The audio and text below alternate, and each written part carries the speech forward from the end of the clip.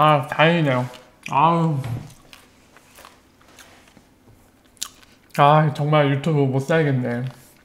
빨리 접으라고 이러나 보다. 후딱 접어야겠네요.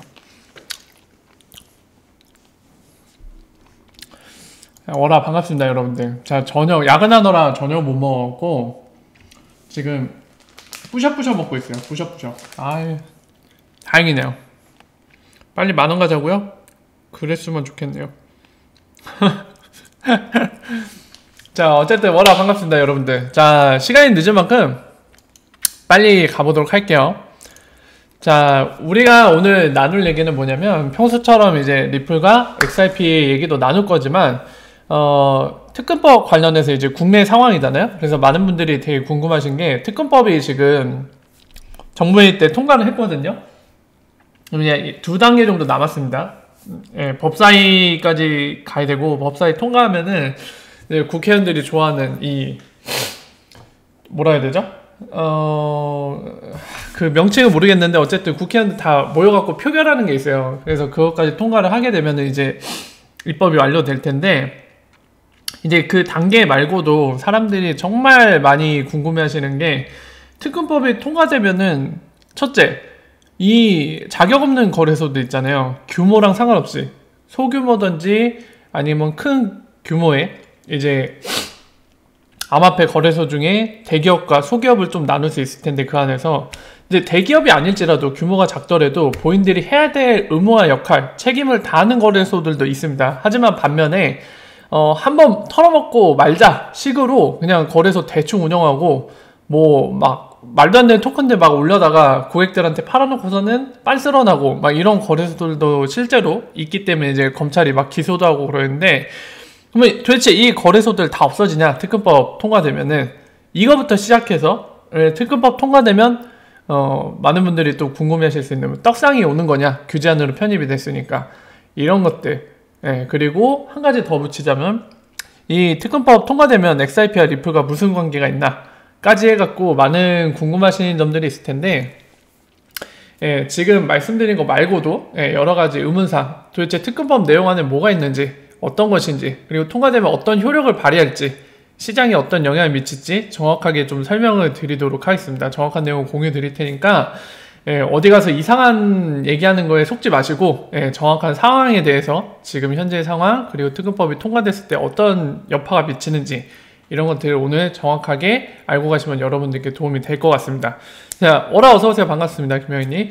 자, 그래서 오늘 바로 진행할게요. 이게 제가 원하지도 않았는데 유튜브가 저를 이제 쫓아내려고 하나봐요. 정상적인 방송도 안 되게 하는데 뭐 어쩔 수 없죠. 빨리 뜨라는 것 같은데 갈 때가 됐나 봅니다. 자, 어쨌든 바로 시작할게요. 오라 어서오세요, 사이코인 프로님. 자, 일단은 최근에 여러분들 이제 이 주말이 끼다 보니까, 그리고 제가 금요일날 방송을 쉬었었죠. 그래서 이제 금, 토, 일까지 해서 대략 3일 동안 방송이 없었는데, 그 사이에 또 어마어마한 그 페이먼트 트랜잭션을 뿜어냈습니다. 자, 그래서 이제 한번 봐볼게요. 이것 때문에도 이제 많은 분들 좀 설레셨을 텐데, 이것도 정확한 설명을 드리겠습니다. 방금 말씀드린 것처럼 이제 지금 자, XRP 레저로 갈 겁니다. 레저 가서 볼 건데, 이 TPS가 지금도 30을 넘고 있어요. 자, 가보면은 이 네트워크 상태, 요 메뉴 있죠? 보이시는 거? 이쪽. 이 매트릭에 가면은 이제 네트워크와 관련된 현재 상태, 스테이츠 볼 수 있다고 말씀드렸죠? 지금 보시면 11월 24일, 바로 어제인데 트랜잭션이 340만 정도 찍었어요, 하루 동안. 그리고 또 하루 더 전에 400만을 돌파했습니다. 근데 보시면 아시겠지만 한 번도 그런 적이 없어요. 그냥 마치 떡상 그래프처럼 팍 하고 치고 올라갔어요, 우주로. 그냥 이거 그래프 보기만 해도 기분이 굉장히 설레이는 그래프잖아요. 마치 이제 솔로가 여자친구 이제 처음으로 사귄 듯한 그런 느낌을 줄 만한 그래프입니다. 그냥 여기 바닥에서 막 놀고 있다가 팍 하고 올라갔잖아요. 보기만 해도 설레이는 그래프. 그래서 많은 분들이 그래프만 봐도 설레이는데, 아무래도 이제 XRP나 리플 좀 아시는 분들 같은 경우는 이 TPS 숫자가 중요하다는 걸 알기 때문에 TPS 숫자가 올라간 거죠, 지금. 트랜잭션이 하루 동안 데일리 상승했다? 그게는 이제 하루 시간으로 나누면 그러니까 초 단위로 나누면 TPS 역시 올라갔다는 얘기밖에 안 될 텐데, 이것 때문에 이제 텔레그램 방에서도 많은 얘기가 나왔는데, 일단은 거기에서는 제가 이미 결론은 내드렸지만은 텔레그램 방에 안 계신 분들 위해 여기에서 한번 또 설명을 드리겠습니다. 이것과 비슷하게 제가 이미 예전에 설명드린 적이 있죠. 이 정도까지는 아니었지만 그때도 한 이렇게 올라가고 제가 설명을 드렸던 게 기억나는데, 자, 안에 내용이 중요합니다. 내용이 중요해요. 일단은 ODL과 관련이 있으려면 뭐가 중요하다고 했죠, 제가? 이 페이먼트 숫자가 높아지는 게 중요하다고 했습니다. 근데 역시나 페이먼트 숫자 많죠? 자, 그 다음에 또 뭐가 중요하다고 했죠? 이 페이먼트 중에서도 지금 보시는 거, 이 그래프. 요거거든요? 오퍼 크리에이트는 이제 덱스에서 오더북 주문하는 거, 오퍼 캔슬은 마찬가지로 이 덱스에서 게이트웨이를 말하는 거죠. 오더북 주문했던 거 캔슬하는 거. 그리고 페이먼트가 바로 XRP 또는 IOU가 이동하는 거, 계정 안에 이런 것들이 포함된다고 했죠. 그래서 ODL이 많이 사용될수록 페이먼트 숫자도 올라가게끔 돼 있습니다. 그 수밖에 없는 구조예요. 하지만 지금 이제 얘기한 대로 이 1200만 정도 찍었는데, 하지만 문제는 뭐냐면은 여러분들, 문제는 이 페이먼트 내용이 의미가 없는 게 문제예요. 그러니까 지난번 같은 경우 여러분 기억하실지 모르겠습니다. 직접 지금 찾진 않을게요. 지난 방송 보면 이제 제가 직접 찾아서 보여드린 거 있기 때문에 그 안에 디테일한 내용은 지금 또 찾진 않겠습니다. 그때 보시면 XRP의 레저상에서 비트코인을 IOU 형태로 발행을 했죠, 누군가가. 그래서 이 비트코인 IOU 수표 형태의 거를 계정 안에 막 잘게 쪼개갖고 옮겼잖아요. 그래서 이 트랜잭션이 많이 발생했던 거잖아요. 이번 것 또한 비슷한 맥락입니다. 아무 의미 없이 그냥 계속 이동만 해요. 잘게 쪼개갖고. 그래서 이거를 두고 제가 텔레그램 방에서도 말씀드렸지만은 약간 이 스트레스 테스트, 뭐냐면 과거 테스트예요. 시스템 네트워크 이런데 얼마나 이게 견뎌낼 수 있는지 일부러 많은 거를 발생을 시키는 거예요. 어디까지 견딜 수 있는지. 이런 거는 뭔가 시스템을 서비스하기 전에 정상적으로 어떤 특정한 상황이 됐을 때 견뎌낼 수 있는지, 이 시스템이나 네트워크가 그런 거 할 때 일부러 테스트를 위해서 하기도 하는데요. 또는 이제 이 테스트를 본인 개발자나 관계자가 하는 게 아니라 이제 해커들이 했을 때는 이걸 뭐라고 하죠? 디도스 공격이라고 하죠.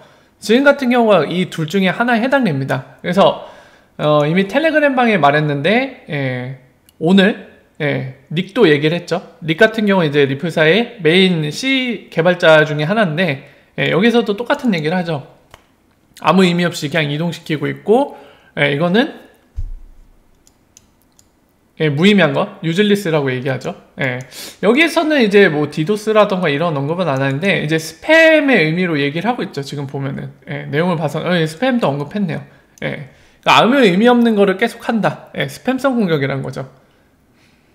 그래서 이거를 봤을 때 지금 트랜잭션이 많이 올라가긴 했지만 항상 말씀드리지만 안에 내용이 중요합니다.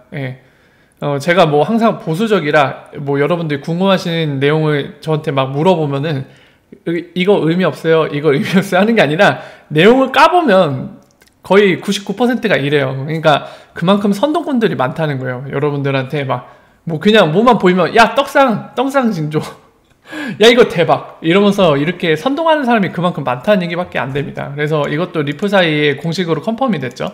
의미 없는 트랜잭션이었고, 다만 여기서 우리가 알 수 있는 거, 그나마 좋은 거는 뭐냐면 저렇게 엄청난 트랜잭션이 발생해도 네트워크에 과부하가 걸리는 거잖아요. 그럼 네트워크에 이런 뭐라 해야 될까요? 페이먼트나 트랜잭션을 처리하기 위해서 리플 노드나 또는 밸리데이터들이 그만큼 역할을 많이 해야 되는데, 이런 구조에서는 보통 이제 네트워크 피가 올라갈 수가 있게 돼 있거든요. 근데 그럼에도 불구하고 네트워크 피가 정상적으로 유지가 됐다는 거죠. 이런 디도스 공격형, 스팸형 공격에도 네트워크 수수료가 증가하지 않았다.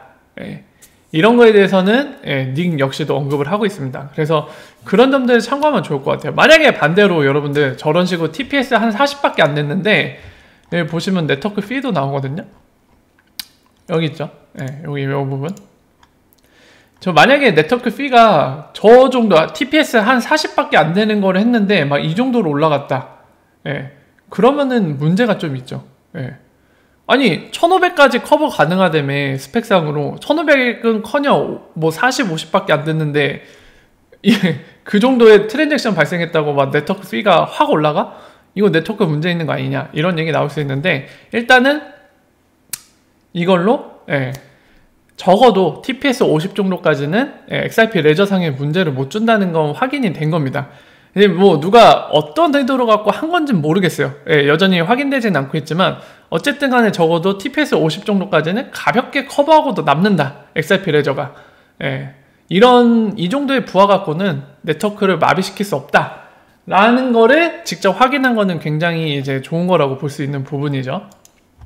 하지만 저 올라갔다고 해서 떡상 님들 XRP 지금 ODL 대박 테스트, ODL 막 매스 어덥션 이런 얘기하는 건 다 뻘소리예요. 그냥 흘려들으시면 됩니다. 말도 안 되는 소리입니다. 자, 이 부분 확인했고요. 자, 다음은 산탄데르 소식이 또 있더라고요. 지금 보시는 것처럼 잠깐 인터뷰 드릴게요. 1분짜리밖에 안 되니까 잠깐 듣고 가겠습니다. 보시죠. 워라 어서 오세요, 여러분들. Some institutions of the bank are very relevant stakeholders of entities operating in this area, for instance, Ripple. Well, my question is the following: what's the point of all of this effort? Are you going to launch your own digital currency? 유럽 or is 발음이거든요. just for the sake of getting knowledge, or maybe getting reward as investors? From the bank's point of view, it's part of future-proofing, right? So we need to understand and have the capability from a technical point of view, from a legal and regulatory point of view, if it becomes necessary to adopt to one of these new types of payment systems quickly, we've got the capability to do it, having learned what we've needed to learn over the past 4 years. So that's part of my job as kind of leading the corporate innovation team for our corporate investment bank. It's not to sit back and close our eyes and wait for another vendor to come up and give us something, but to figure out how to do it ourselves. 자, 어떤 질문이 같냐면 지금 저 사람을 여기에서 소개를 하지 않아서 저는 모르겠어요. 근데 이 사람 말에 따르면은 존이라는 사람입니다. 시니어 디렉터라고 해요. 산탄데르에서. 자, 이 사람한테 여기 있는 회중에서 누군가 질문을 했어요. 대략 질문의 요지는 그겁니다. 너희 왜 리프사에 투자를 했냐? 왜 리프사의 홀더냐? 이 얘기를 한 거거든요. 했더니만 이 사람 말로는 두 가지 정도를 얘기했네요. 약간 그런 새로운 테크놀로지에 대한 거, 그리고 레귤레이션, 새로운 기술. 그러니까 현재 법 테두리 안에 있지 않은 기술 같은 경우는 현재 법으로는 컨트롤이 안 되는 부분이잖아요. 지금 딱 그 상황이죠, 암호화폐가. 그래서 이것과 관련돼서 새로운 테크놀로지 등장했을 때 이거를 그냥 손 놓고 있으면 장님이 될 수밖에 없다는 거죠. 그렇기 때문에 이제 이런 기술을 보유한 이런 분야에서 선두지에 달리고 있는 리프사와 관련된 본인들이 참여함으로써 이제 이런 새로운 테크놀로지가 이제 적용되는 시장 흐름으로 갈 때 본인들이 재빠르게 펠로우 할 수 있다는 얘기죠. 그렇기 때문에 본인들이 이제 리프사를 관계를 맺고 지금 해나가고 있다는 얘기를 하는 겁니다. 그 부분이 확인됐는데 되게 뭐 막 앞으로의 소식보다는 왜 산탄데르가 지금 리프사 관계를 갖고 있는지, 어떤 뷰로 접근을 하고 있는지 이런 부분을 확인할 수 있는 내용인 것 같네요. 자, 그리고 이거는 특별한 의미는 없습니다. 이 지금 많은 사람들이 앉아 있는데요. 이제 그냥 정부기관이랑 집 문제 갖다가 이제 모인 거예요. 캘리포니아에서. 특별한 의미는 없고요, 사실. 그리고 딜라틴 관련된 겁니다.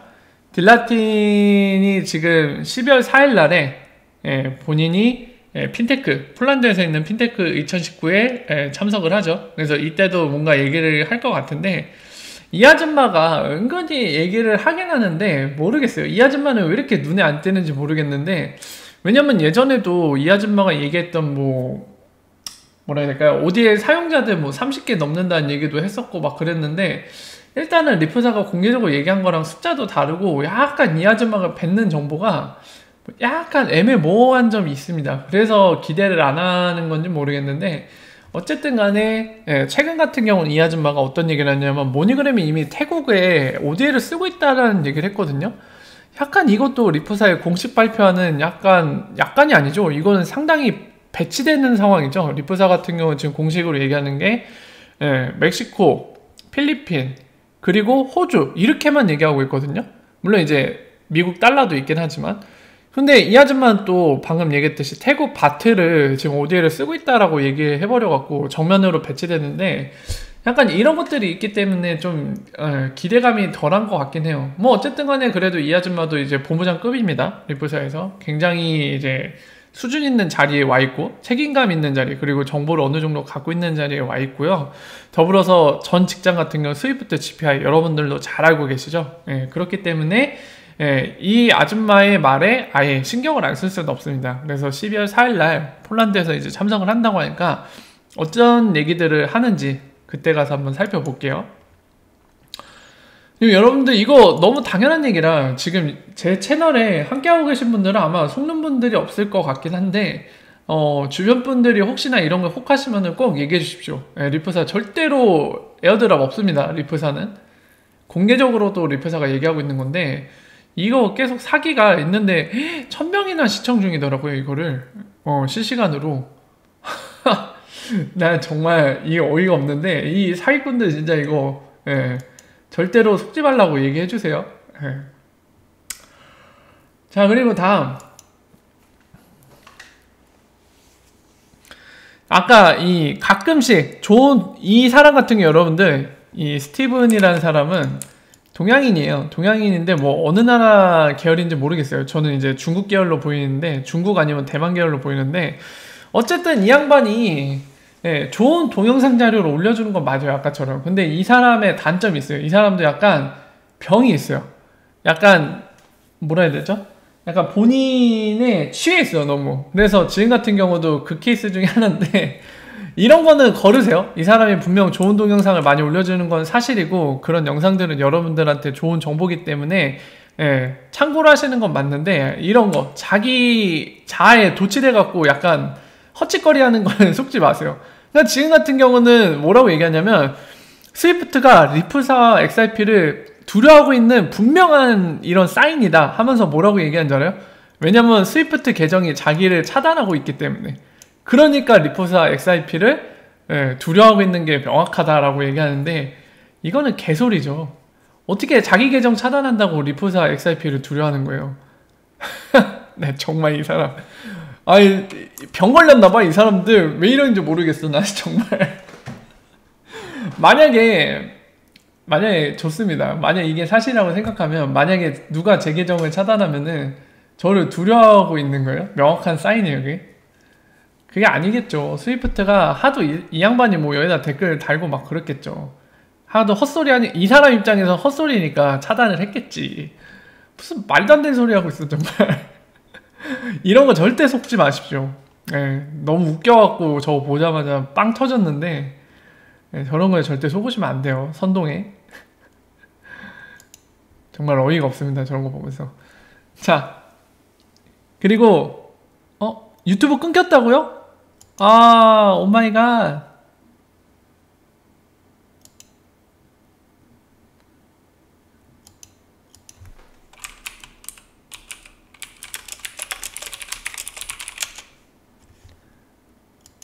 오마이갓.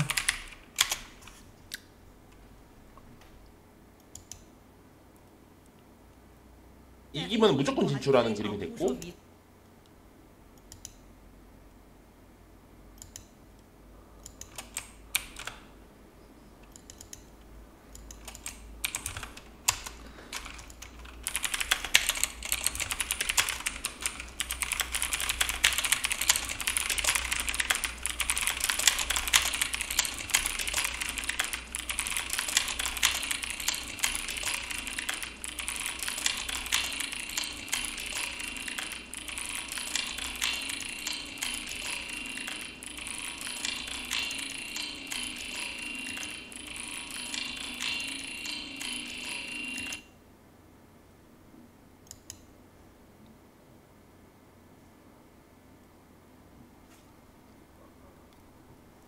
근데 불편해도 이게 지금 상황이 어쩔 수 없는 것 같아요. 유튜브가 아파갖고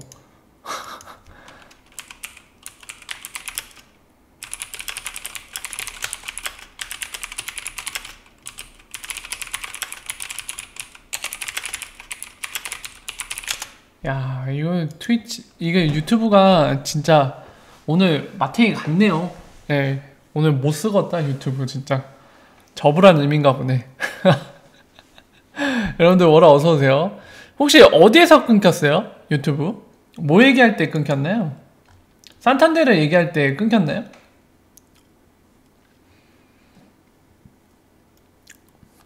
아, 오늘 날이 아니네 진짜.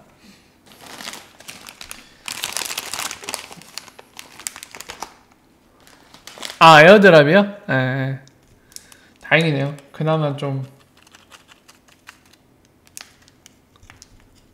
예, 일단은 진행할게요. 이제 늦게 오시는 분들 또는 못 오시는 분들은 나중에 녹화 방송 볼 거라 생각되기 때문에 일단 진행하도록 하겠습니다. 다시 시작하기 전에 제가 에너지 보충 좀 할게요. 저녁을 못 먹어서 뿌셔뿌셔 한 입만 더 먹고 시작할게요. 한 입만. 아.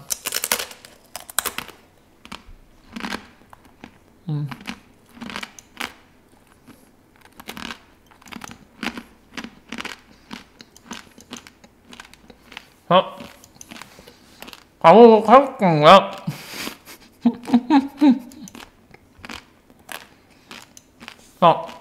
시작할게요.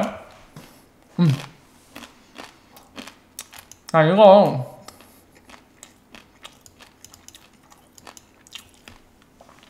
이 트윗은 아까 보셨지만 이 스티븐 씨 좋은 동영상 많이 올려줘요, 이 양반. 그래서 저는 그런 면에서 참 괜찮은 양반이라고 보는데 가끔씩 자아도취에 빠져갖고 약간 대단한 사람이 된 것처럼 스스로 느끼는 경우가 좀 있나봐요. 그래서 지금 같은 케이스가 딱 그건데 이런 건 속지 마세요.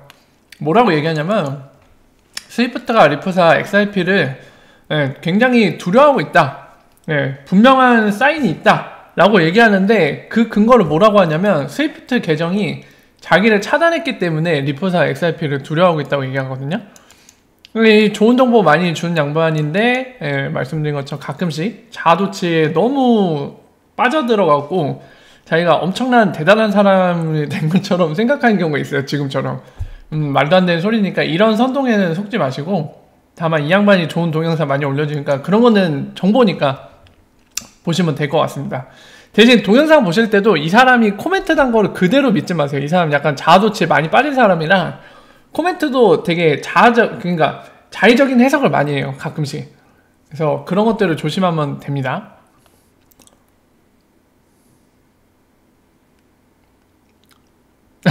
네. 그래서 유튜브 채팅창에 제가 얘기를 하긴 했는데 오실 수 있는 분들은 오실 것 같아요. 자, 이어서 갈게요. 지금 트위치도 안 되나요? 여러분들 혹시 트위치도 안 들리세요? 아니죠? 트위치는 지금 들리시죠 다들? 오늘 진짜 날이 안 돼. 다행이네요. 자, 이어서 하겠습니다. 지금 보시는 거는 이거 뭐라고 읽어야 되지? 이름은 신기하게 적어갖고 얼티레저라고 해야 되나요? 아마 얼티밋 같은 단어 있잖아요. 얼티밋 그 앞에만 쪼갠 것 같은데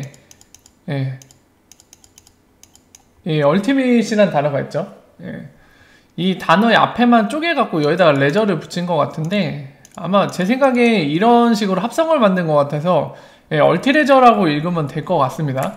자, 지금 보시면 얼티레저라는 게 이제 리플폭스라고 옛날부터 이제 XRP 레저상의 게이트웨이, 즉 뭐죠? 우리가 흔히 이제 분산거래소라고 부르는 덱스 있죠? XRP 레저상의 덱스를 우리는 공식 명칭이 게이트웨이라고 부릅니다. 리플폭스가 이 게이트웨이를 운영하고 있거든요. 중국에서. 그래서 지금 얘기했듯이 위아나가 페어링으로 있어요. 근데 얘네가 지금 얼티레저라는 거를 만들어 갖고 이거를 동시에 활용한다고 합니다. 마치 거기랑 똑같죠. 솔로제닉을 떠올리시면 되게 알기 쉽습니다. 그래서 그 내용 보시면 되고요. 뭔가 이 내용은 한마디로 요약하면 리플폭스가 XRP 레저와 그리고 실제 본인들이 얼티레저라는 걸 만들어 갖고 본인 토큰을 만들어서 예, 솔로제닉처럼 사업을 하겠다는 거예요. 금융사업을. 예, 그 정도로 이해하시면 되게 알기 쉽습니다. 보시면 되고요.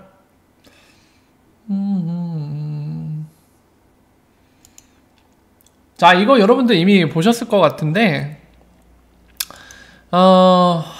이 트럼프 관련해서 트럼프가 XRP에 대한 비밀 계획을 트윗으로 남겼다는 뭐 여러가지 찌라시가 떴었죠. 자, 이거 한마디로 요약하겠습니다. 예, 뭐 길게 설명할 필요도 없는 것 같아요. 개소리입니다. 넘어가시면 돼요. 미쳤나봐요, 저 사람들. 사람들을 속이는데 특화돼 있어. 그냥 돈 벌기만 하면 사람들이 속던 말던 상관없다는 식인데 진짜 저질이에요. 완전 저질에 속하는 그런 글인데 절대 속으시면 안 됩니다. 여러분들 그냥 단순하게 상식적으로 생각해보세요. 저게 말이 되는 일인지.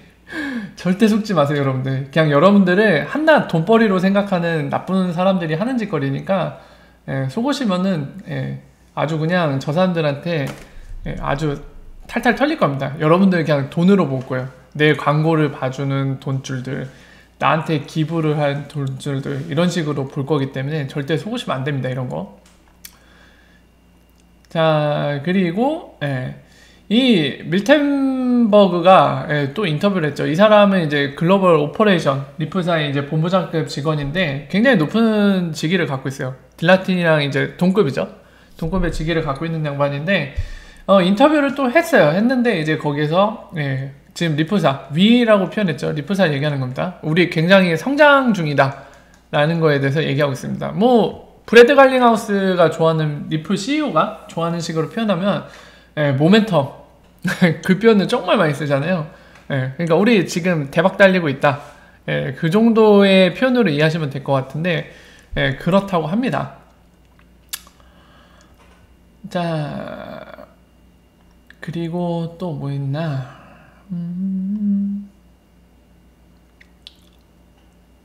예, 옥스퍼드 대학교 이거 다 설명드린 거죠? 20일이면 아마 이건 설명드렸던 거네. 여기까지 하면 될 것 같네요.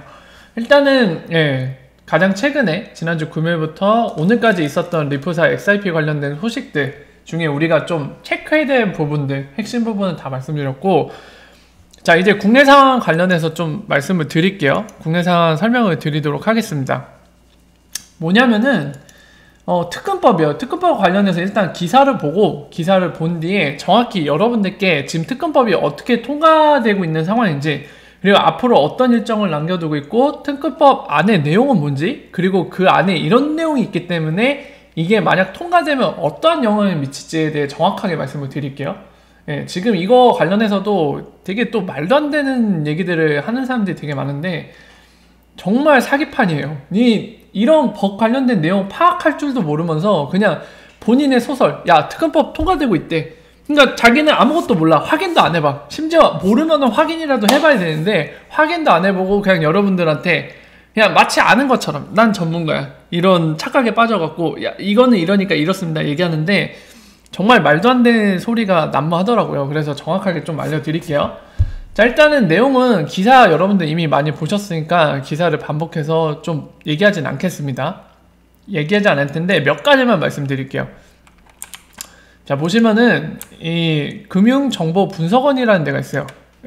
공공기관인데 여기가 요즘에 지금 최근에 이제 금융 관련된 뭐라 해야 될까요? 그 법률들 개정하면서 여기한테 좀 맡겼어요. 많은 것들을 맡겼거든요. 보면은 어떤 걸 맡겼냐면 안티모니 론더링, CFT, 세금 회피, 이런 것들, 금융 관련된 뭔가 이렇게 정보 분석이 필요한 것들 있잖아요.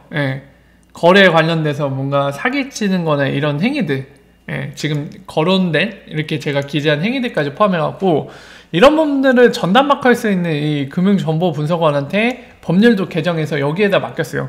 근데 참고로 말씀드리면 진짜 법안에서도 굉장히 추상적으로 여기한테 권한을 막강해줬어요. 그러니까 예를 들면은 법이라는 게 웬만해서는 명확해야 되거든요. 뭐 할 때 모호한 게 최대한 적어야지 좋은 건데 지금 개정안들 보면 되게 저는 깜짝 놀랐어요. 마지막에 5번, 7번 마지막 이 항에 뭐라고 적혔냐면 그 밖에 금융정보분석원장이 판단해서 그게 맞다고 해당되는 경우, 그러니까 금융정보분석원장한테 재량을 되게 많이 줬어요. 생각보다 재량이 상당히 있습니다. 권한이 좀 막강한 편이고, 자, 어쨌든 여기가 껴있어요. 지금 관련해서 뭐냐면은 내용은 여러분들도 아시다시피, 기사를 보셨다시피, 여기에도 적혀있다시피, 이제 가상자산 거래소죠. 그리고 가상자산으로 분류를 했습니다. 우리는 이제 오늘날 암호화폐라고 얘기하지만 가상자산으로 명칭을 법안에서 명확하게 정의를 했어요. 그리고 가상자산 거래소 뭐 이런 식으로 부르게 되죠. 실제로 그 FATF 자금세탁 방지기구에서도 그렇게 권고안을 냈었는데 그 명칭을 그대로 가져다 썼어요. 그래서 그 점을 이해하시면 되고, 지금 보시는 것처럼 몇 가지를 짚고 넘어가면 뭐 실명확인, KYC를 얘기하는 거죠. KYC라든가 만약에 보안 상태 확인을 위해서 이 정보보호 관리체계에 관련된 인증, ISMS 인증이 없을 경우 뭐 사업자 신고를 거부할 수 있다, 뭐 이런 내용이 나오는데 뒤에서 자세히 볼 거니까 대충 하고 넘어갈게요. 자, 어쨌든 이렇게 해갖고 지금 보면은 정부위를 통과했고, 이제 여기에도 나오죠. 법사위로 갈 거고, 그 다음에 나머지 전체 정기회의, 정기 본회의를 얘기하는 거죠. 거기 가고 이제 국회의원들 의결하는 거, 표결하고 의결하는 거, 그 과정을 거쳐야지 최종 통과라고 하는데, 자, 이 기사 내용 관련해서 아까도 말씀드렸지만 굉장히 많은 얘기들이 나오는데 제가 정확하게 말씀을 드리겠습니다. 정확히 설명을 드릴게요. 자, 일단은 우리가 이 내용에 대해서 정확히 알려면 법 내용을 좀 확인을 해야 돼요. 이 개정안이 어떤 내용을 포함하고 있는지 핵심 부분을 좀 볼 필요가 있고요. 그리고 이 내용을 바탕으로 통과됐을 때 여러분들이 굉장히 궁금하시는 게 그 부분이잖아요. 사실 법 내용도 몰라도 된다. 나는 이게 통과되면은 우리가 관심 있어 하는 암호화폐 시장에 어떤 영향을 미치는지만 그게 가장 궁금하다 하시잖아요. 근데 그걸 정확히 알려면은 법 내용의 중요한 핵심 부분들을 같이 보셔야 됩니다. 보시고 보면은 자연스럽게 알 수밖에 없어요. 이게 통과됐을 때 어떤 영향을 미치지, 이런 내용이기 때문에 이런 영향을 미칠지, 이런 것들을 금세 명확하게 알 수 있거든요. 그렇기 때문에 내용을 보고 나서 함께 어떤 영향을 미칠지 거기에 대해서 다루도록 하겠습니다. 자, 보시면은 볼게요. 개정안 여러 개 얘기하는데 뭐 법의 기본 구조라고 해야 될까요? 아키텍처? 법이 있으면 그 아래 시행령이 있고, 보통 시행령은 이제 대통령이 정하는 바라는 단어가 되게 많이 들어가요. 왜냐면 약간 대통령이 어느 정도 재량을 부여할 수 있도록 시행령들이 지금 보시는 것처럼 이런 식으로 약간 추상적으로 정하는 것도 있어요. 대통령이 뭔가 할 수 있도록 역할을. 그리고 그 아래 뭐 규정이라던가 규칙 이런 것들 마치 이런 뭐라 해야 될까, 피라미드 구조처럼 따라가는 게 있어요. 법이 갖춰지면은 시행령이 아래 받쳐주고 규정 규칙 이러면서 아래로 내려옵니다. 이것들이 근간이 돼서 이런 구조를 갖게 되거든요. 자, 그래서 그런 것까지는 얘기할 필요 없는 것 같고요. 이거 아니다. 잘못 봤어요. 요거네, 요거. 요거 아니에요. 요거 아니에요.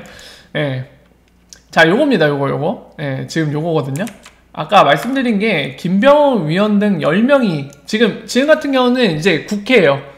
우리 국회의원들이 하는 일, 지금 어떤 법이 상정됐고 지금 어떤 단계를 거치는지 지금 이 진행 상황에 대해서 표기하는 곳이 있습니다. 그래서 정확한 정보를 알고 싶으면 여기를 보면 돼요. 아까 기사에서 얘기하는 것들 있죠. 특검법 개정안 관련된 거 지금 그 원문을 여기서 볼 수 있습니다. 요거 누르면 나와요. 여기 보시면 됩니다. 정확한 겁니다. 그러니까 처음에 3월 19일 날 회부가 되고 상정은 8월 22일 날 됐어요. 그리고 처리는 11월 25일 날 됐습니다. 아까 기사에서 얘기한 것처럼 이렇게 3번의 회의를 했어요. 8월 22일 날 회의 한 번, 그리고 10월 24일 날 회의 한 번, 11월 21일 날 회의를 한 뒤에 처리를 오늘 했어요. 그래서 법사위로 넘어간 겁니다. 자, 보시면은 여기 나와 있죠. 이 링크를 드릴 테니까 여러분들도 한번 보세요. 제가 링크를 드릴게요. 자, 그래서 요걸 보시면은 핵심만 제가 찝어서 좀 말씀을 드릴게요. 이 내용을 보면은 앞부분은 좀 약간 뭐라 해야 될까요? 읽기 쉽게 글로 표현한 거기 때문에 여러분들 쭉 보시면 돼요. 예.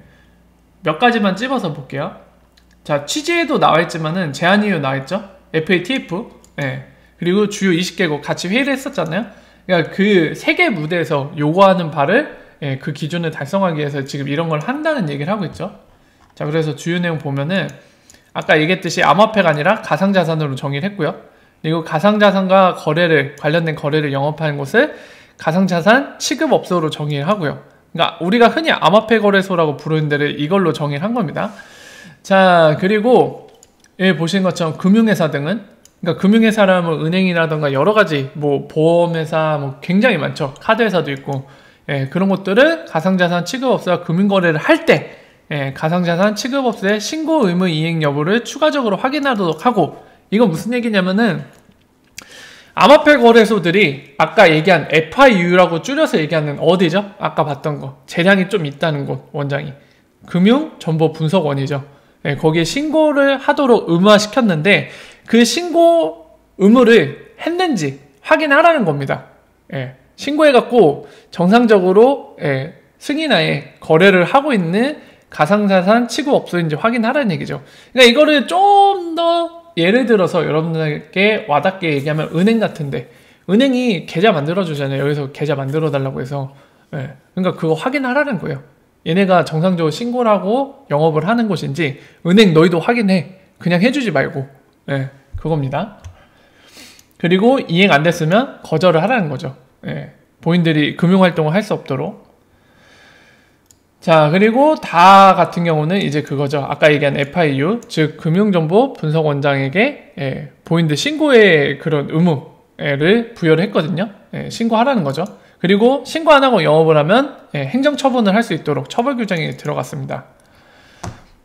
그리고 의무도 부과했죠. 지금 보시는 것처럼 KYC나 안티모니 론더링 같은 의무를 부과했어요. 그리고 더불어서 ISMS라는 정보보호 관리 체계까지 인증까지도 받도록 했습니다.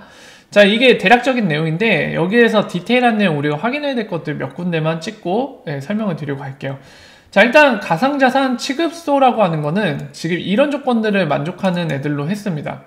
보시면 가상자산을 매수하는 행위, 그리고 다른 가상자산과 교환하는 행위. 그러니까 암호화폐를 암호화폐, 그러니까 XIP를 비트코인을 XIP 이러면은 가상자산 취급업소. 그리고 가상자산을 이전하는 행위 중에 대통령령, 그러니까 시행령에서 정의하겠다는 거예요. 여기서 명확하게 안 하고 약간 여지를 준 거고요. 그리고 이것도 기억을 하십시오. 가상자산을 보관 또는 관리하는 행위를 하면 가상자산 취급업소가 됩니다. 만약에 은행을 가상자산을 보관하거나 관리하는 행위를 은행이 한다. 그러면은 법상에서 가상자산 취급업소로 예, 정의할 수 있겠죠. 그러니까 은행이지만 예, 이 가상자산 취급업소라고 하는 것이 이제 법상에서 이제 컴플라이언스로 뭔가 해야 될 의무사항이 있다면 은행 역시도 만약에 요거를 한다면은 가상자산 취급업소의 역할도 하기 때문에 여기에 의무를 다 해야 되는 거죠. 은행 같은 경우도. 예, 요 부분은 좀 봐야 되고요. 마찬가지 6번에 여지를 또 뒀죠. 그 시행령에서 대통령이 정하는 바에 따라서 예, 좀 더 범위를 확대할 수도 있도록 여기에다가 얘기를 해놨습니다. 자, 이 부분을 좀 보고 넘어가실 필요가 있고요. 가상자산의 정의에 대해서도 좀 여러분들 확인할 필요가 있습니다. 이게 XIP랑 관련됐기 때문에 봐야 되는데 보시면은 가항 볼까요? 이 화폐, 재화, 용역 등으로 교환될 수 없는 전자적 지표. 예, 그러니까 피아트 또는 재화, 용역. 그러니까 재화, 용역은 뭐 상품, 우리가 뭐 스피커라던가 돈을 주고 뭐 음료수라던가 라면이라던가 이런 거 바꿀 수 있잖아요. 또는 누구한테 서비스를 받을 수도 있겠죠. 용역으로. 뭔가 이렇게 하는 거. 인력을 동원해서. 뭐 청소라던가 이런 거. 그러니까 그런 걸로 교환할 수 없는 전자적 증표는 안 된다는 거예요. 가상자산이. 예, 제외 항목입니다. 제외 항목. 예. 그리고 그 증표에 관련된 정보로서 발행인이 사용처와 그 용도를 제한한 것. 여러분들 쉽게 떠올릴 수 있는 거 있죠? 증표를 발행한 사람이 사용처와 그 용도를 제한한 거 뭐가 있죠? 상품권. 예, 가상자산이 아니란 얘기입니다. 그러니까 기존 것들이 분류상으로 중복되지 않도록 이런 거를 명확하게 정의를 한 겁니다. 그리고 게임 산업 진흥에 관한 법률 어쩌고저쩌고 나오는데 결론은 게임에서 얻은 아이템은 가상자산이라고 할 수가 없다. 예, 이렇게 정의를 했고요. 방금 얘기했듯이 취지는 동일해요. 만약에 중복돼 갖고 동시에 두 개로 볼 수도 있으면 되게 곤란해지겠죠. 게임 아이템인데 아이템인데 단순 아이템일 뿐인데 가상자산이라고 돼버리면 되게 모호해지겠죠. 뭔가 혼란이 생길 수 있기 때문에 이런 것들을 명확하게 바운더리를 자르기 위해서 이런 걸로 정한 걸로 보입니다. 자, 그리고 선불 전자 지급 수단 뭐가 있죠, 여러분들? 미리 충전해서 쓰는 거, 선불 카드나 이런 것도 있죠. 이런 것들도 이제 이것과 겹치지 않도록 이렇게 잘랐고요. 그리고 마지막에 거래의 형태와 특성을 고려해 대통령령으로 정하는 거. 시행령에서 뭔가 여지를 줄 수 있도록 여기다가 예외 조항을 만들어준 거죠. 자, 이 부분 좀 확인을 해야 되고요. 자, 그리고 우리가 또 봐야 되는 부분이 있습니다. 뒤로 좀 가볼까요?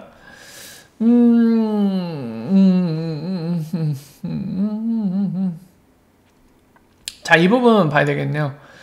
자, 금융기관한테 아까 얘기했듯이 금융회사도 있죠. 금융회사한테 고객이 가상자산 취급업소인 경우에 각목의 사항을 확인하라는 의무를 부여했습니다.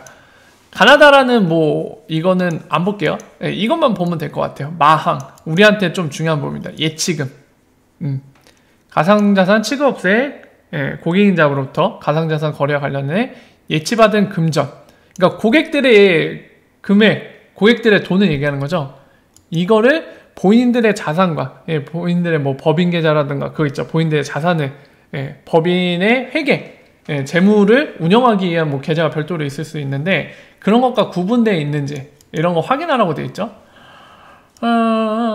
그리고 이게 바로 ISMS, 아까 얘기했듯이 정보보호관리체계 인증에 관련된 거 두 가지를 확인하라고 되어 있죠.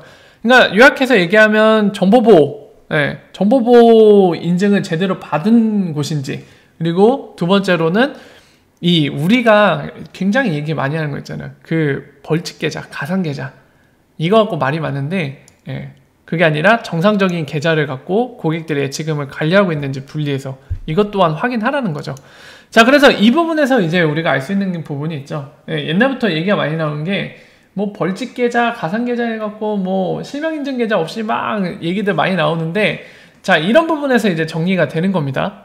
앞으로 이 특검법이 통과되면 지금처럼 그냥 막 벌칙 계좌로 가상 계좌 갖다가 막 꽁수 써갖고 하는 것들 안 된다. 이제는 되지가 않는다. 먹히지가 않는다. 왜냐하면 은행한테도 지금 법적인 근거가 생겼다는 겁니다.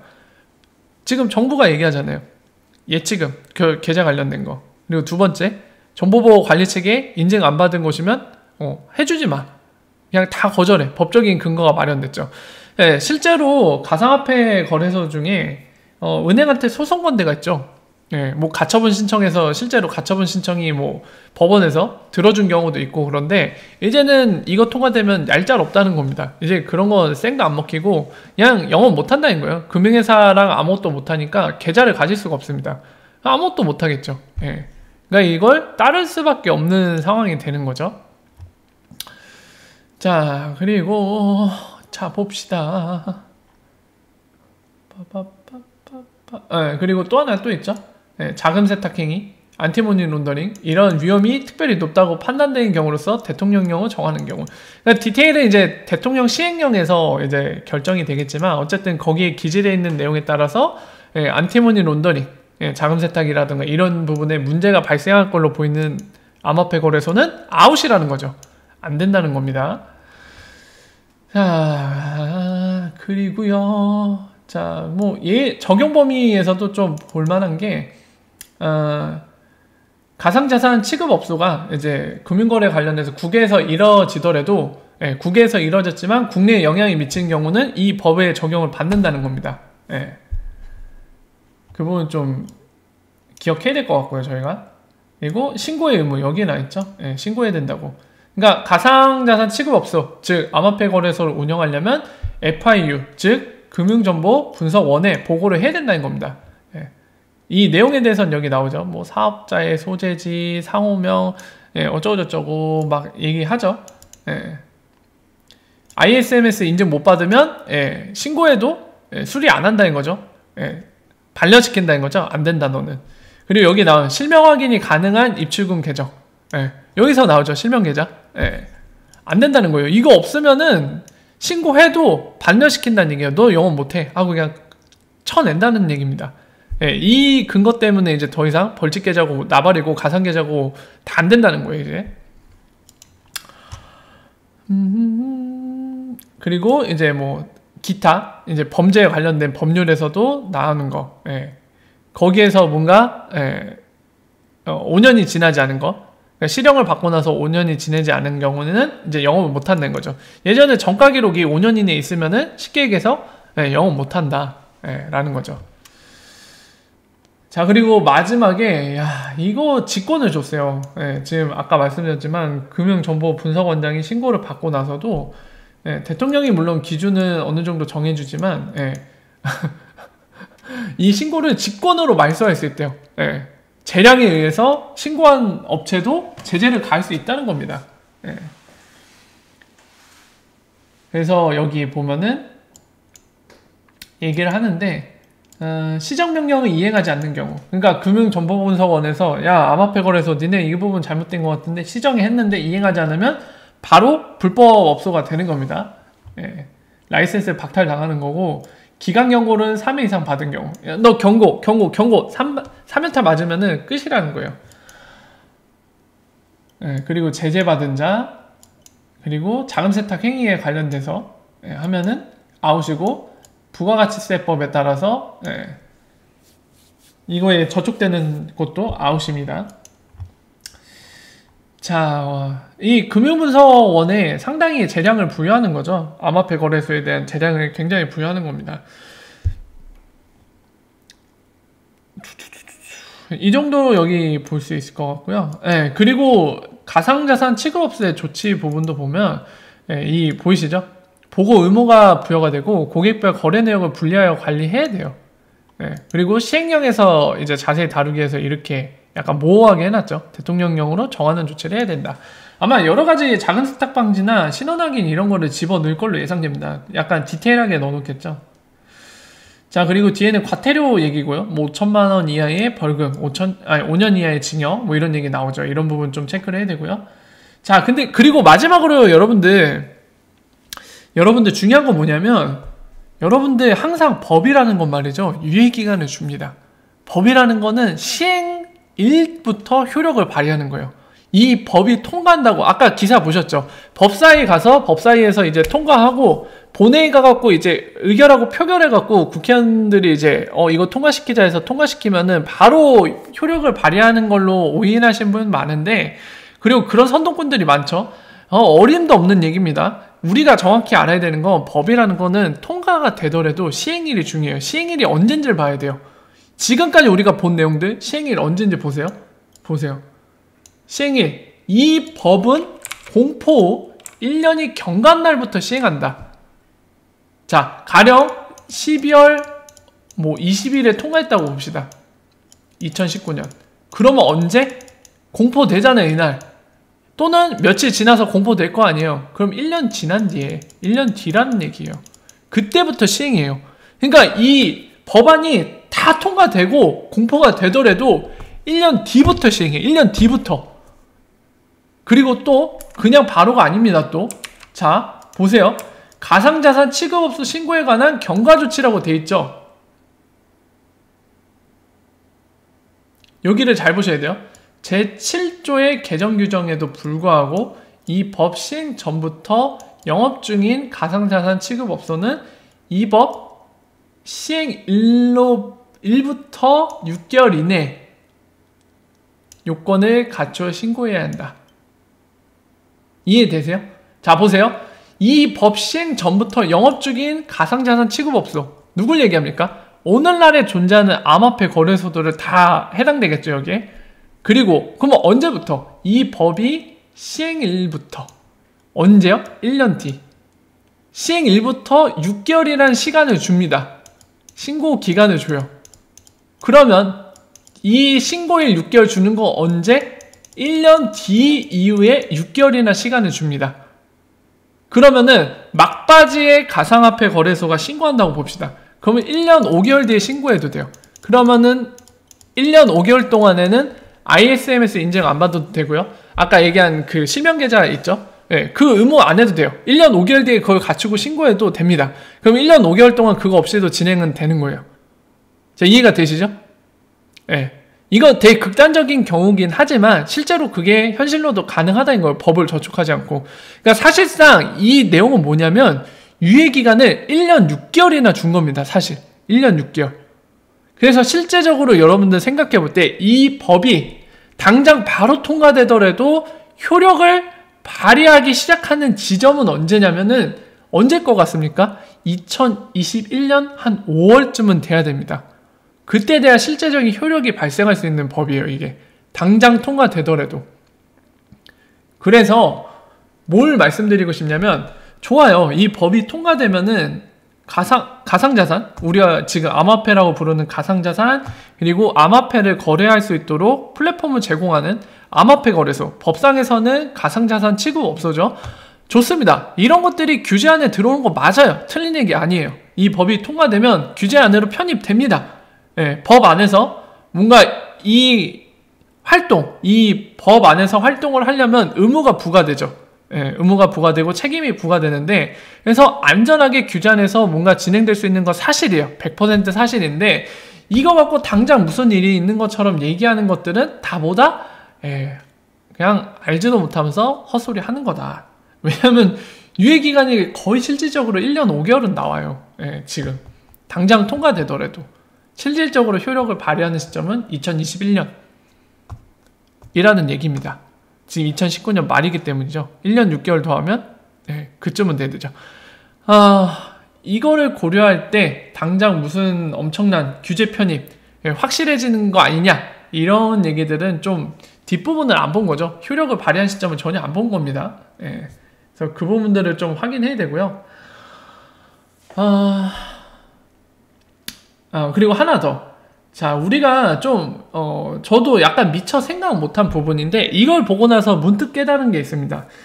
우리가 지금 그 샌드박스 해갖고, 이제 아마도 정황상, 기사에 따르면 정황상, 이제 센탭이라던가, 지금 리플사의 솔루션을 쓰고 있는 업체 몇 명이 실제로 암호화폐를 통해서 이제 브릿지 송금을 하고 싶어서 샌드박스에 이제 신청을 했던 걸로 우리가 알고 있잖아요. 기사를 통해서.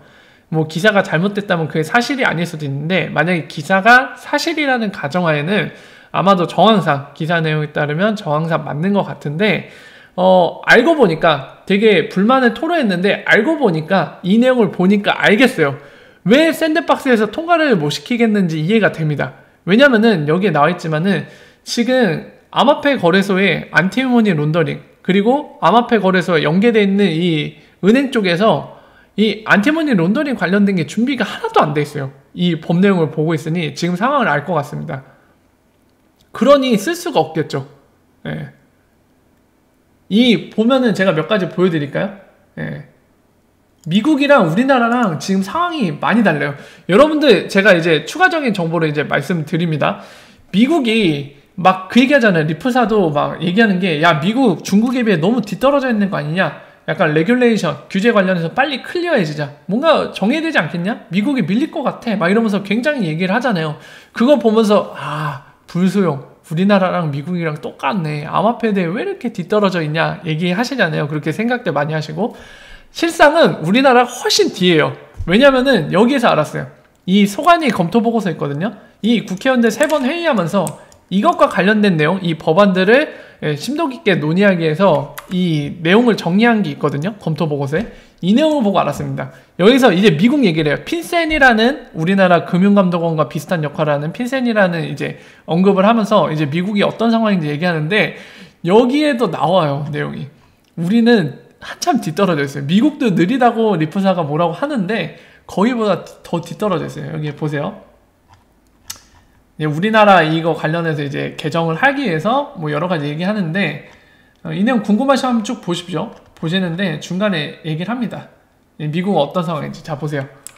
여기 미국의 얘기가 나와있죠.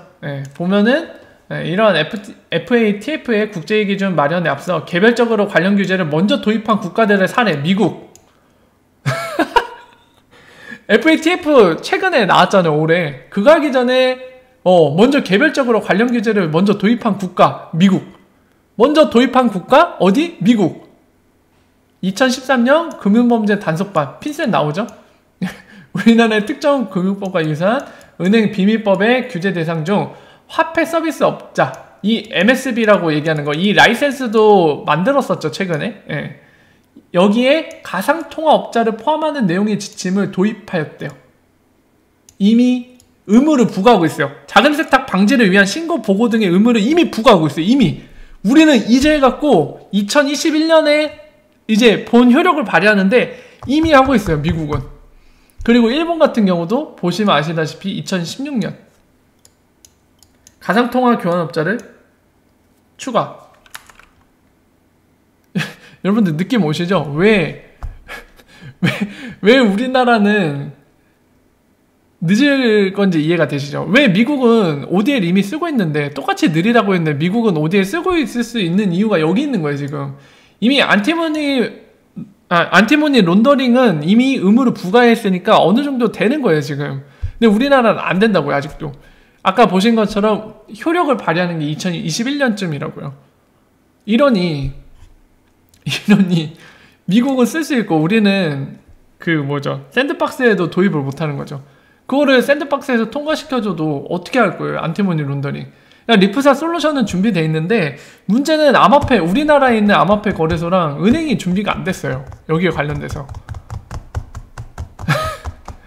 여기에서 이거를 보고 알았어요, 저는. 미국은 왜 ODL이 되고 우리나라는 안 되는지 알 것 같더라고요. 예, 가슴 아픈 일이지만 이게 현실인 것 같습니다, 지금.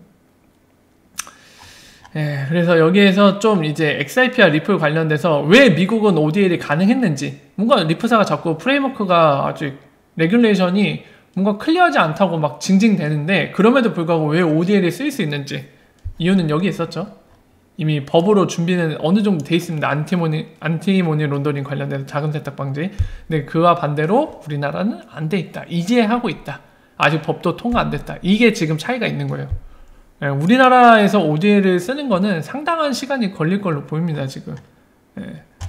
이런 점들을 관련해서 이번 특근법 진행 상황들, 지금 국회에 들어가서 직접 본 자료들이죠. 이런 걸 통해서 지금 정황을 알 수 있는데, 네, 지금 상황이 딱 이런 것 같습니다. 그리고 쿄님이 질문 주셨는데, 맞아요. 저 실명거래 이런 것들이 이제 법으로 효력을 발휘하기 시작하면 신규도 받을 수 있겠죠.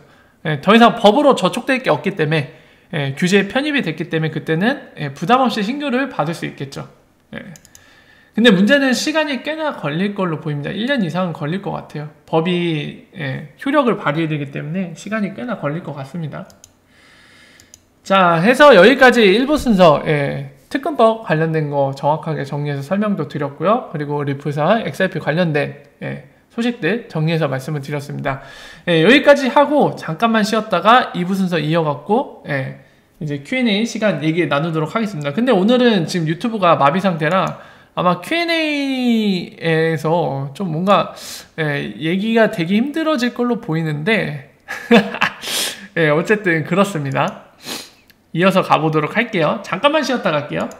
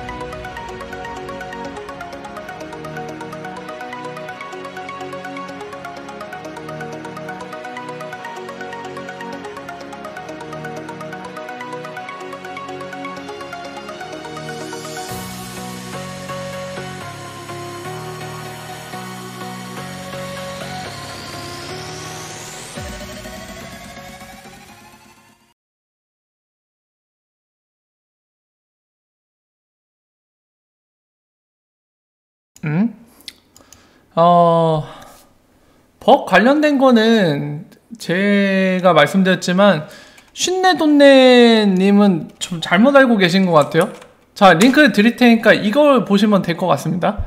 무조건 법이라는 건 말이죠, 시행일부터 효력을 발휘해요. 그전에는 저거를 책임을 물을 수가 없어요. 법적인 근거가 없기 때문에. 긴급한 법 같은 경우는 제가 말씀드립니다만 이 법안은 공포한 날부터 시행된다라고 보통 그렇게 해요. 긴급법들은. 근데 저거는 1년이란 유예기간을 준 겁니다, 지금. 그 전에는 저 개정된 법안 내용을 지키지 않아도 책임을 물을 수가 없어요. 법적인 책임을 절대 물을 수가 없습니다. 저 안에 법안에 들어간 행정지도, 행정처분 관련된 것도 그 전에 못해요. 제가 이과 출신인 건 맞는데 아무래도 일하는 쪽이 그쪽이다 보니까 저런 법적인 관계에 있어서는 잘 알고 있습니다. 그 부분은 걱정 안 하셔도 돼요. 그리고 지금 링크 드린 거는 실제로 이제 정부 입법지원센터에서 공개적으로 얘기하는 그 정리된 내용이거든요. 제가 말한 부분.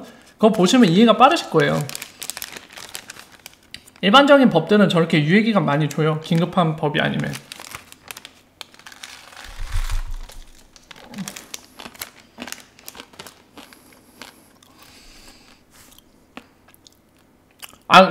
간섭은 할 수 있는데 대신에 그쪽에서 야 법적인 근거가 뭐냐 하면은 노터치예요. 건들지 못해요. 그거는 법적인 근거가 없기 때문에.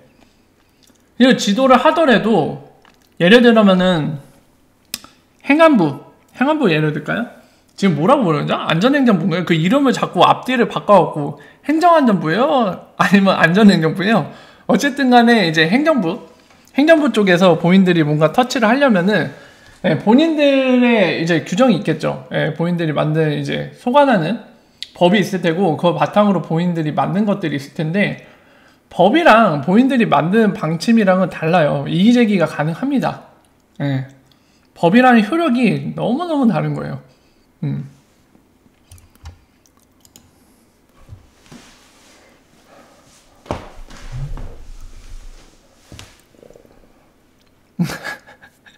행정지도도 근거가 있어야 돼요. 아마 그 부분 확인해 보시면 알 겁니다. 만약에 월권행위를 했다면 이의제기 하시면 돼요. 세금에 대한 거요? 세금은 따로 나온 게 없는데 이번에? 아이고 싸우지 마세요. 왜 분위기 왜 이래 또? 잠깐만요. 왜 이러세요? 네, 여러분들 싸우지 마십시오.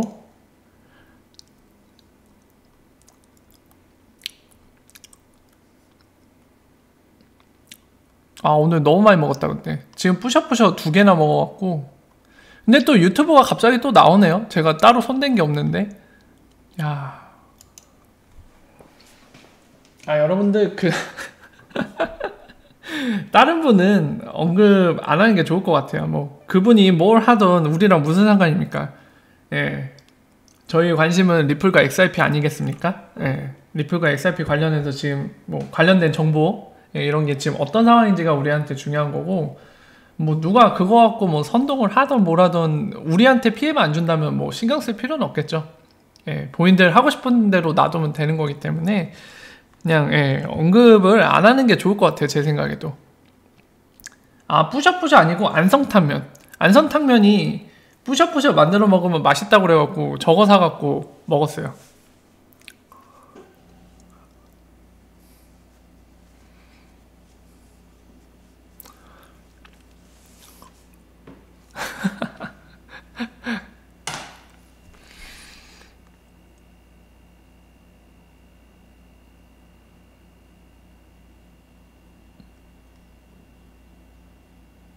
분위기는 바뀔 수 있겠죠. 근데 여전히 저게 통과가 돼서 확정이 되더라도 유예기간 동안에는 이제 지금처럼 만약 암호화폐 거래소가 가처분 신청하면은 법원은 그 판단을 들어줄 거예요. 왜냐면 근거가 없기 때문이죠. 오늘날 같은 경우도 이제 은행이 계좌 발급 안 해갖고 암호화폐 거래소가 가처분 신청하니까 그걸 들어줬잖아요. 똑같을 거예요. 통과되더라도. 저게 시행일이 되지 않는 이상은. 시행일 되면 얘기는 확실히 달라지죠. 법적인 근거가 있기 때문에 은행이 그 근거에 따라서 이제 계좌를 안 풀어주고 이런 거는 도저히 이의 제기를 할 수가 없죠. 예. 법이라는 게 다 그렇습니다, 결국에. 아예 싸우지 마세요. 두 분 다 싸우면 두 분 다 벙어리 갈 겁니다. 싸우지 마세요. 차라리 저를 욕하세요. 에헤이, 싸우지 마세요. 저를 욕하세요. 두 분 너무 사이좋게 러브러브 못하신데 저를 욕하십시오, 차라리.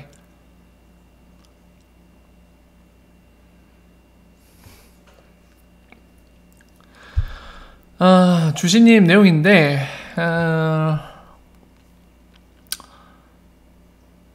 올해 말이나 내년 초에 ODA를 이용하는 은행이 나올 수 있다고 어느 정도 보시는지 궁금합니다. 이게 진짜 어려운 건데, 저는 뭐라고 했을까요? ODA를 이용하는 은행은 사실 이미 나오긴 했어요. 근데 이제 페루에 있는, 같이 보셨지만 페루 내에서 4등인 은행이었고, 이제 국내 은행들과 자산 규모를 비교했을 때 저기 지역은행 중에서도 뭐 부산은행이나 이런 데랑도 비교는 안 되고, 어디였죠? 제가 어느 지역은행인지는 기억 안 나는데 전북은행이었나요? 예. 이제 지역은행 중에서도 규모가 작은 쪽이랑 비교했을 때는 아까 얘기한 페루 내에서 4등인 은행인 그 인터뱅크였나요, 이름이? 걔가 자산 규모는 더 크긴 한데, 문제는 우리나라 금융이랑 비교해도 우리나라의 지역은행과 비교했을 때 약간 우량 쪽에 속하는 부산은행 이런 데랑은 게임이 안 되고, 예, 우리나라 지역은행 중에 좀 규모가 작은 편에 속하는 애들보다는 조금 많은 정도밖에 안 되거든요. 예, 그런 은행이 이제 ODA를 쓰는 거라 약간 애매하긴 한데, 예, 어렵다기보다는 알 수가 없는 부분이에요. 예, 이미 있지만은 내년 올해 말이나 내년 말이나 시기가 중요한 게 아니에요. 당장 내년 초 또는 당장 다음 달을 얘기하더라도 알 수가 없습니다. 지금 ODA를 쓰는 은행, 메이저 은행이 있는지 없는지도 우리는 알 수가 없고, 그 리프사가 공개 안 하면, 정보가 나오지 않으면 우리는 절대로 알 수가 없어요. 그러니까 지금 어떤 거랑 똑같냐면은, 지금 질문 내용은 사실 이거랑 똑같아요. 어렵고 쉽고의 차원이 아니라 그냥 한 달 뒤에, 딱 30일 뒤에 비가 올 것 같으세요? 안 올 것 같으세요? 이 질문이랑 똑같아요. 2달 뒤에 딱 정확히 60일 뒤에 눈이 올 것 같아요? 안 올 것 같아요? 이 질문이랑 똑같습니다. 이거는 그냥 말해도 의미가 없죠. 그냥 제 바램을 얘기하는 수밖에 없어요. 이거는 60일 뒤에 눈이 왔으면 좋겠습니다. 또는 60일 뒤에 저는 눈 오는 날이 싫으니까 안 왔으면 좋겠습니다. 이 얘기 이상은 해도 의미가 없어요, 사실. 아니, 두 분 다 죄송하지만 두 분 다 약간 벙어리 드릴게요. 좀 진정 좀 하시고요. 예. 두 분 다 진정 좀 하시고, 아이고, 왜 이렇게 사랑을 하시는지, 두 분 다 서로. 예. 약간, 두 분 다 이제 채팅을 멈추시고, 진정하는 시간을 갖도록 하겠습니다.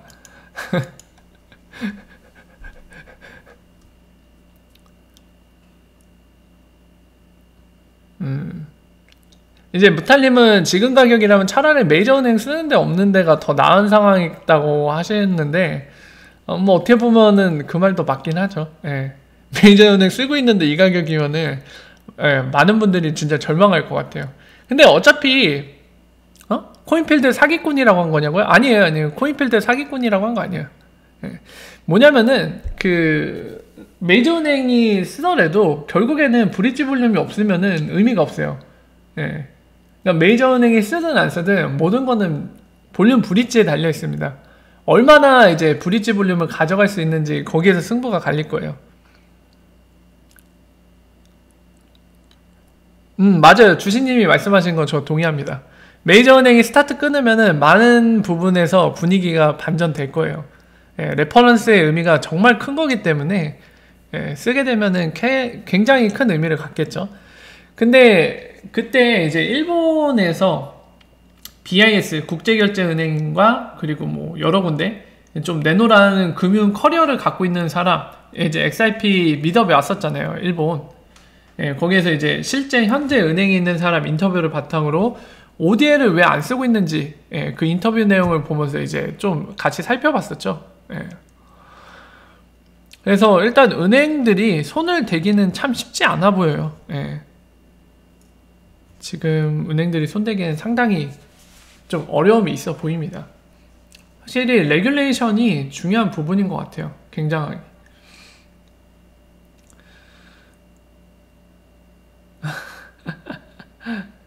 아, 솔로제닉이요? 그거예요. 그 중국, 아까 얘기한 거는 중국의 이제 얼티레저라는 곳이, 그러니까 리플폭스라고 이제 이 XRP 레저상에서 게이트를 운영하는 중국인들이 있거든요. 걔네들이 솔로제닉처럼 얼티레저라는 거 만들어갖고 본인들 토큰 발행하고 마치 솔로제닉처럼 금융사업을 하겠다고 지금 그 소식이 있어서 그거 얘기할 때 이제 코인필드 얘기를 잠깐 했었어요. 솔로제닉 프로젝트에 대해서. 그 트랜잭션 갑자기 늘어난 거는 아까 설명드렸거든요. 지금 또 설명드리는 거는 좀 길어질 수도 있어서 오늘 방송이 업로드 되면은 그걸 좀 참고해 보시기 바랍니다. 근데 오늘 유튜브 상태가 이상해갖고 이 방송 종료되면은 그게 제대로 녹화돼 있을지 모르겠네요. 제가 좀 확인을 해볼게요.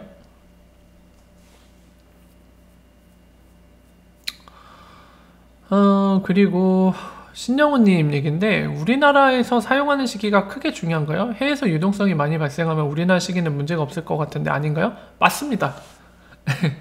지금 현재 미국 중심으로 모든 크로스보더 페이먼트 시장이 조성되어 있기 때문에 결국엔 미국 중심으로 현재 많은 국가들이 페어링되어 있는 여러 국가들과 이 ODL 사용하는 통로 연결되는 게 가장 중요한 것 같아요. 그리고 그 시장, 미국 시장을 중심으로 형성되어 있는 여기에서 이제 ODL도 똑같이 형성되다가 이제 XRP만의 독자적인 유동성을 갖추고 이제 달러에서 벗어나야겠죠. 아무래도 오늘날 같은 경우는 많은 나라들 그리고 전 세계에 있는 글로벌 기업들이 달러를 워낙 많이 갖고 있다 보니까 달러 위주로 형성되어 있고, 그리고 ODL 역시도 지금 그 방식을 따라가고 있죠. 실제로 지금 멕시코 송금하는 것도 USD, 미국 달러를 중심으로 지금 통로가 1대1로 연결되어 있잖아요. 아마 이 추세는 제가 전에도 이제 설명드리면서 말씀드렸습니다만 계속 이어질 거예요. 이 추세는 미국 중심으로 다른 데 연결되고 미국, 브라질 뭐 이런 식으로 이제 간혹 가다가 약간 특수화되어 있는 경우 일본, 브라질 구간 뭐 이런 것들 나타나겠지만 아마 절반 정도는 계속 미국 중심으로 이루어질 거예요. 통로 자체가. 그러다가 슬슬 XRP만의 이제 유동성이 많이 늘어나기 시작하면은 독자적으로 이제 하나하나 1대1로 연결되겠죠. 자, 그리고 나나님 질문인데, 가격이 이렇게 떨어지는데 비수에 있는 리퀴디티 인덱스가 최고치 찍는 거 보면 급격한 가격 하락이 ODL에 미치는 영향이 없다고 봐야겠죠? 질문 주셨는데 그거는 정확하게 아직은 얘기하기 좀 이른 것 같습니다. 그러니까 가격 변동성이, 그 리퀴디티 인덱스 자체 설계가 이제 일본에 있는 테니토시가 한 건 여러분들 잘 알고 계실 겁니다. 그 설계 자체를 이제 테니토시가 했는데, 일단은 그 인덱스 설계 자체가 가격 변화와 상관없이 이 리퀴디티 관련된 거를 지수화시켜서 표현하게 한 거거든요. 그렇기 때문에 지금 말씀하신 것처럼 가격이 변하는 상황인데도 그 리퀴디티 인덱스 수치는 상승한다는 거는 그렇게 얘기할 수도 있겠지만, 아무래도 인덱스라는 것 자체가 퍼펙트하진 않아요. 나름 퍼펙트하게 만들려고 굉장한 노력을 기울이겠지만 그래서 퍼펙트하다고 볼 수는 없습니다. 왜냐하면 본인의 생각과 주관과 기준이 들어갔기 때문이죠. 그 인덱스가.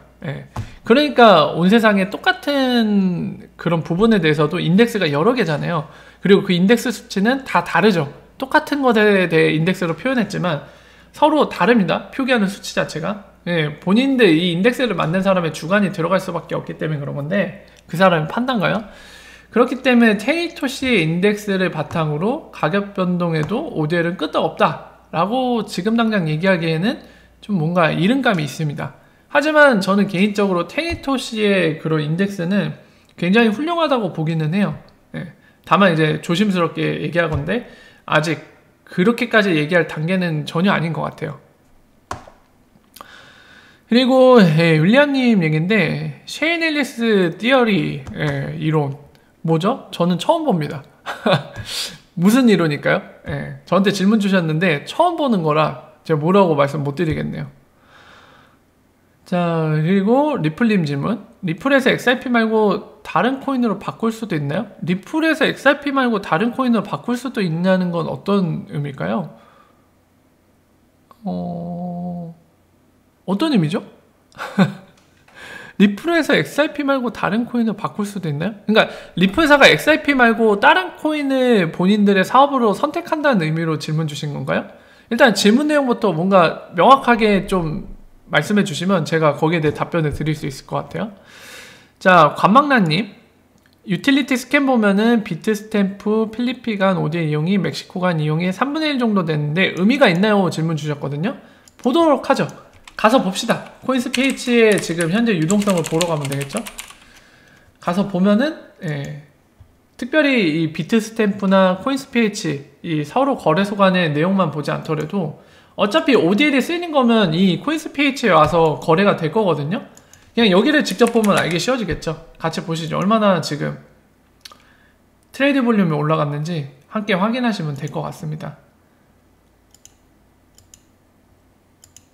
뭐 차트 안 뜨네? 뭐야? 되게 느리네요. 코인스피히치. 좀 기다려 볼게요. 차트가 지금 안 뜨고 있는데 기다리면 뜨겠죠? 이거 누를까요 그냥? 안 나오네. 저기요? 왜 안 나오죠? 저기요? 일단 오더북을 잠깐 보고 있을게요. 이게 아직 안 나오고 있으니까 확대해볼까? 안 나오네. 왜 안 나오는 거야 이거? 골 때리네. 자, 일단은 오더북을 보죠. 오더북이 중요하다고 말씀드렸죠.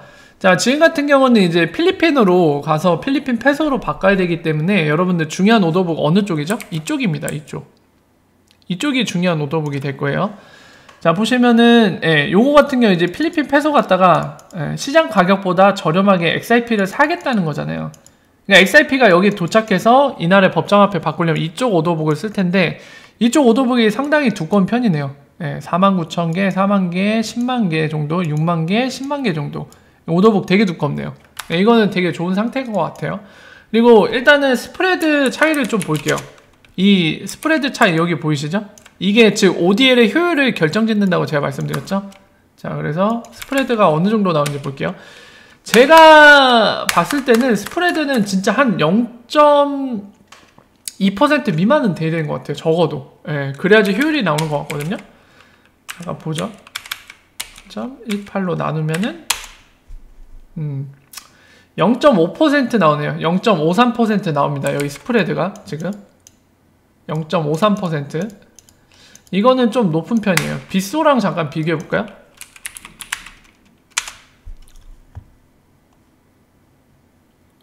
아, 아까 리플님 질문 주신 거 그거 맞아요? 제가 이 질문 맞냐고 얘기한 게 새롭게 만들 수는 있겠죠. 그러니까 가능성은 있는데 그렇게 하면은 사업 진행이 불가할 걸로 보입니다. 지금 다른 분들도 얘기해 주셨는데 누가 믿고 사업을 할까요? 그렇게 뒤집어 버리면.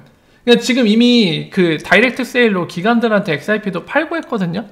그리고 XRP 레저 관련해서 막 한다고 막 대학교도 참여시키고 했는데 보인들이 돈까지 써가면서 대학교까지 참여시키고 이 몇 년 동안 한 6, 7년에 걸쳐서 만든 것들을 버리고 다른 암호화폐로 갈아타면은 일단은 리플사 입장에서 다른 걸로 환승했을 때 그 암호화폐도 잘 팔리면은 할만하잖아요, 솔직히.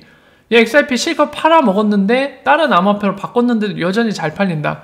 야, 이거 완전히 돈을 찍어내는 거나 다름없는데? 우리가 또 찍고 또 찍어서 팔아도 애들이 사주네? 그럼 리플사 입장에서 할만한 동기부여가 되죠? 예, 돈을 계속 벌 수 있으니까. 근데 잘 생각해보세요. 만약에 그게 안 되는데 지금까지 6, 7년 동안 이뤄놓은 거를 버리고 다른 암호화폐로 갈아탄다? 그거는 좀 상상하기 힘들죠. 근데 많은 분들이 지금 얘기하셨지만은 누가 그걸 믿고 사주겠어요? 얘가 이거 사봤자 XRP2라고 합시다. 새로 만든 게. 그거 사줬어요. 근데 얘가 XRP 좀 또 버리고 환승하진 않을까? 이런 걱정이 생겨서 안 사주겠죠. 야, 여기 오더북 되게 두껍네, 여기도. 뭐냐? 왜 이러냐, 오더북? 예, 오더북 되게 두껍죠? 와, 여기는 근데 스프레드가 0.7%나 나오네요. 지금 약간 비효율적이에요. 이거 너무... 근데 이게 맞나? 이 계산이? 아닐 것 같은데? 잠깐만요. 제가 계산해 볼게요. 이게 특정 조건이 있나봐요. 이게 가장 가까이에 쌓이는 오더북끼리 비교를 해야 되는데 그 양이 적으면은 그렇게 계산 안 하는 모양입니다. 왜냐면은 저 정도 아닐 것 같거든요. 4.29 나누기 4.26 맞네. 0.7%네요. 야, 이거 스프레드 너무 비효율적이다, 이거.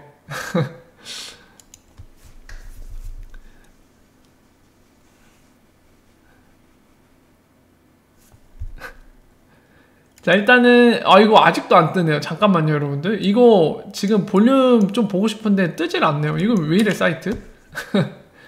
저기 코인스피치 뭐 하는 거죠? 장난하네?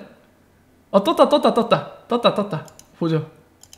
하루, 그리고 인디케이터는 볼륨.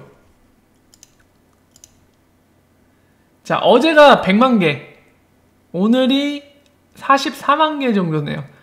좀 많이 늘었어요. 여러분들 이게 ODL을 아예 안 쓰던 시절, 그죠? 네. 그리고 이쯤부터 이제 ODL을 쓰기 시작한 시점인데, 딱 봐도 여기서부터 좀 늘죠.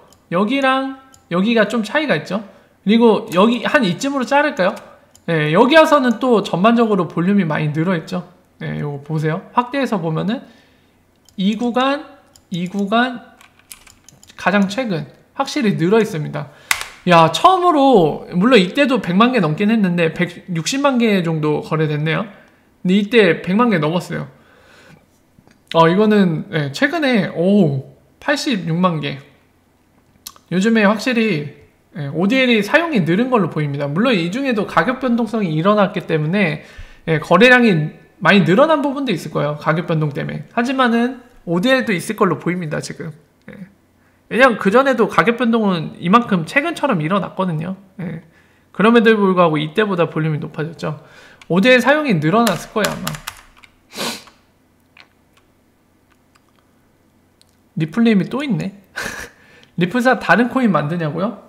뭐 미래에는 뭐 가능성이 있겠지만은 본인들이 제대로 사업하고 싶은 생각이 있다면 만들지 않을 겁니다.